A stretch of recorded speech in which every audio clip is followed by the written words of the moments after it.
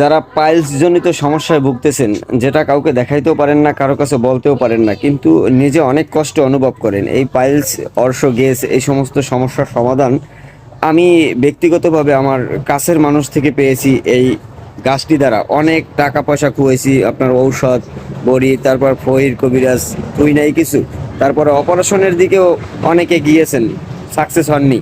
কিন্তু এই একমাত্র একটা গাছ, যে গাছটাকে গ্রামের ভাষায় বন্যমূলা বলে, কিংবা কেউ কেউ এটাকে বইয়ের ভাষায় শিয়ালমতি গাছ বলা হয়। এটা আপনার বাড়ির আশেপাশে আনাচে কানাচে হয়ে থাকে, এই দেখে মনে হয় চিনতে পারছেন। এই গাছের যে শিকড়টা দেখতেছেন, এই শিকড়টাই আপনার জন্য মূল কার্যকরী।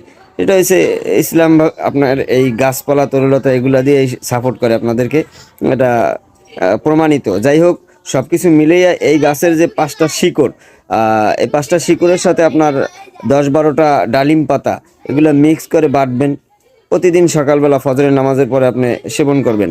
যাই হোক, এইভাবে 5 দিন 5টা শিকড় এবং 10-12টা আপনার ডালিমের পাতা, এগুলি মিক্স করে বাটার পর আপনি এগুলো একত্রিত করে খাবেন 5 দিন।